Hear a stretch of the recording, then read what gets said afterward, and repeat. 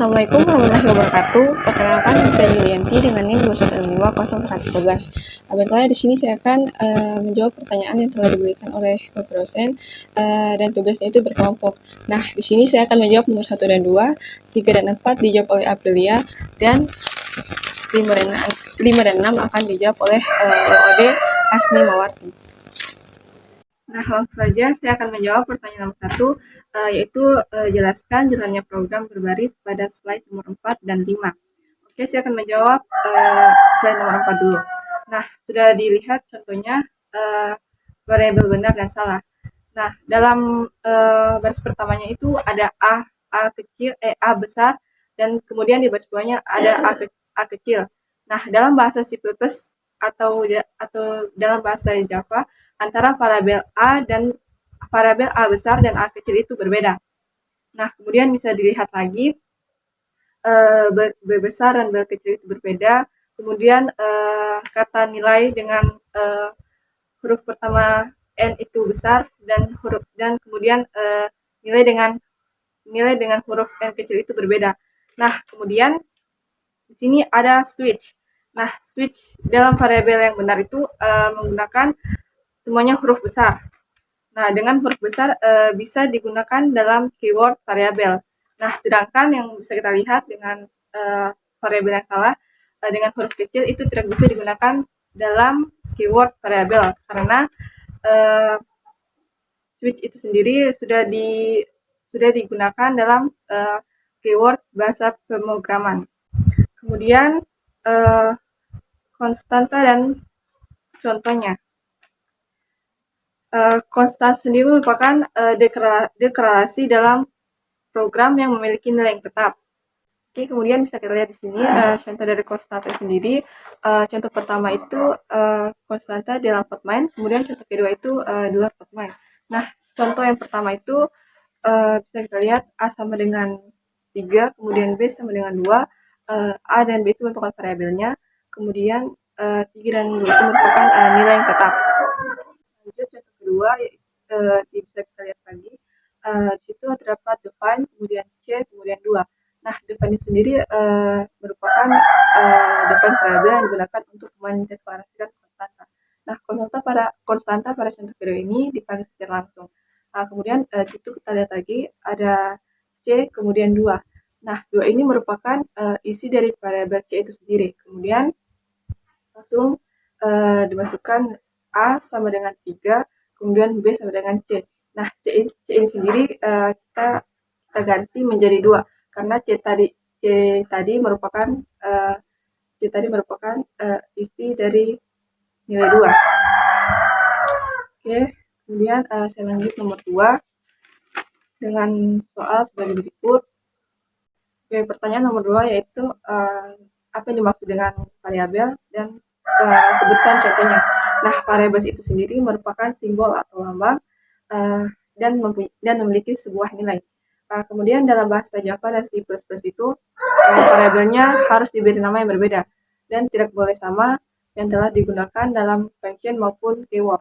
Nah, keyword dan function sendiri merupakan kode program yang telah ditetapkan dalam bahasa pemrograman sendiri.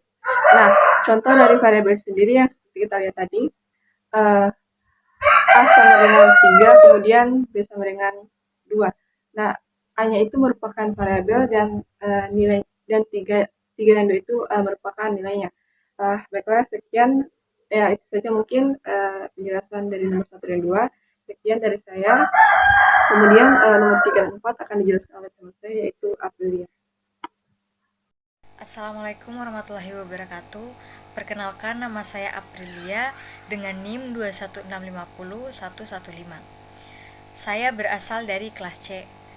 Pada video ini, saya akan menjawab pertanyaan dari tugas kelompok struktur data, yaitu nomor 3 dan nomor 4. Pada soal nomor 3, yaitu ketentuan apa yang harus diperhatikan pada saat membuat variabel. Ketentuan yang harus diperhatikan pada saat membuat variabel ada 4. Yang pertama, tidak boleh sama dengan nama atau kata yang sudah digunakan dalam program, seperti keyword dan function. Yang kedua, maksimal 32 karakter. Bila lebih, maka karakter selebihnya tidak akan disimpan oleh komputer. Huruf besar dan huruf kecil berbeda. Yang ketiga, karakter pertama harus huruf atau karakter garis bawah atau underscore, dan karakter berikutnya boleh huruf atau angka atau karakter garis bawah. Yang keempat, tidak boleh dipisahkan dengan spasi atau blank. Nomor 4 yaitu sebutkan 10 contoh variabel yang benar dan variabel yang salah.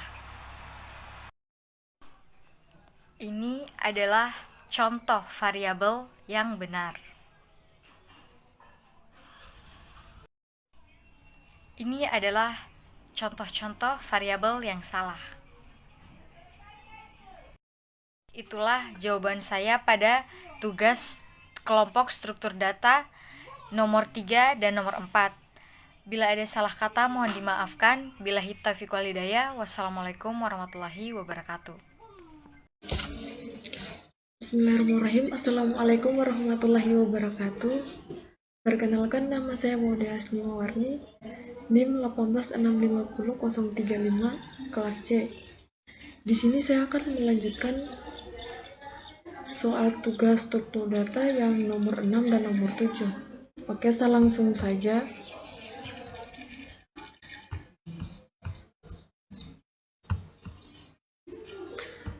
Nomor 6, apa yang dimaksud dengan konstanta? Sebutkan contohnya. Pengertian konstanta. Konstanta adalah sebuah tempat atau kontainer dari suatu nilai. Sesuai dengan namanya, nilai dari konstanta bersifat tetap atau konstan dan tidak bisa diubah sepanjang program berjalan. Inilah yang menjadi pembeda antara konstanta dengan variabel. Contoh konstanta. Pertama, konstanta integer. Berupa integer biasa, integer panjang, dan integer tak bertanda. Nilainya dapat berupa desimal, oktal, atau heksadesimal.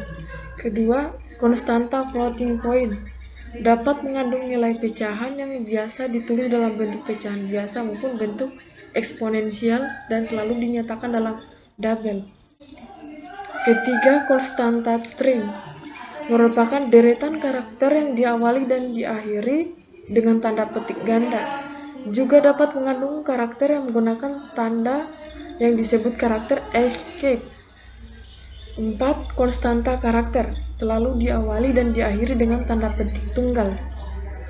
Beberapa konstanta karakter dapat diawali dengan tanda penempatannya setelah tanda petik tunggal. Oke, lanjut nomor 7. Jelaskan tipe data standar dalam bahasa C++. 1.